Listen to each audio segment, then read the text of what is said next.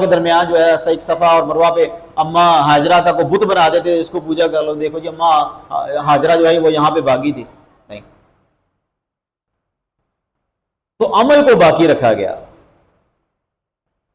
اس لیے کہ تعمیرات حوادث کا شکار ہو جاتی ہیں، ختم ہو جاتی ہیں، لیکن عمل باقی رہتا ہے، اس لیے عمل کو ترجیح دی ہے. تیسری بات یہ کہ اللہ تبارک و تعالی قربانی سے کیا چاہ رہے ہیں؟ فرمایا لن ینال اللہ لحومھا ولا دماؤھا، اللہ کو نہ قربانی کا گوشت پہنچتا ہے نہ خون پہنچتا ہے، وَلَكِنْ يَنَالُهُ التَّقْوَى مِنْكُمْ، اللہ کو قربانی سے کیا پہنچتا ہے؟ تمہارا تقوی، پرہیزگاری.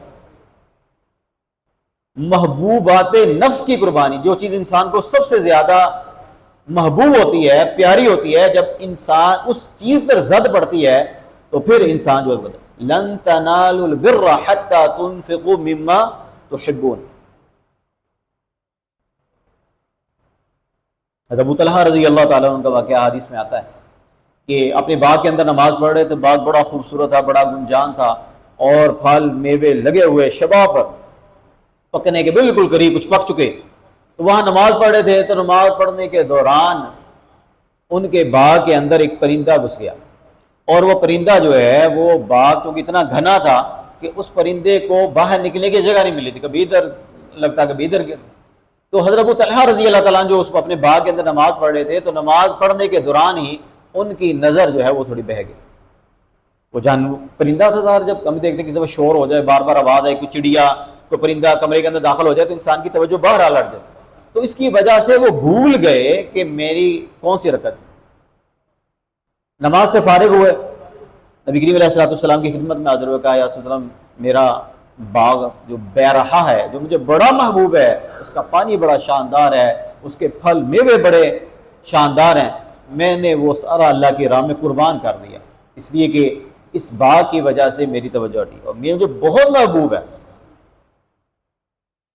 کیا فرمایا کہ اپنی سب سے محبوب چیز جب تک تم اس کو ذبح نہیں کر دیتے تم اس وقت تک اللہ کے ہاں تقرب حاصل نہیں کر پاتے. اور قربانی کا جانور، اس کے بارے میں واضح طور پر قرآن پاک کے اندر شاہ فرمایا وَالْبُدْنَ جَعَلْنَاهَا لَكُمْ مِنْ شَعَائِرِ اللَّهِ لَكُمْ فِيهَا خَيْرٌ، کہ یہ جو قربانی کا جانور ہے یہ اللہ کے شعائر میں سے، اللہ کی نشانیوں میں سے، اس لیے اس کی خریداری کے وقت بہت زیادہ احتیاط برتنے کی شریعت نے تاکید کی ہے. کہا کہ اس کی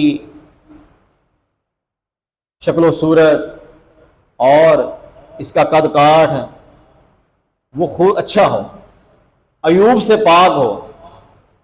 اس لیے فرمایا کہ اندھا جانور، کانا جانور، لنگڑا جانور، بہت زیادہ کمزور جو چل پھر نہ سکتا ہو، چل پھرنے میں بھی اس کو دشواری ہو، کان کٹا ہو کوئی، تو ایسے جانور ان کی قربانی جائز ہے، اللہ کے نام پر دینی ہے بھائی، خوبصورت صاف ستھری چیز،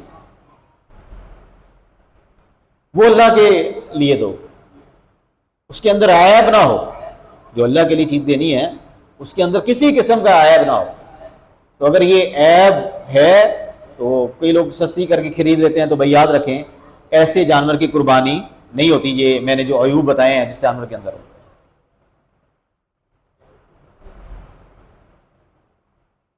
اسی طرح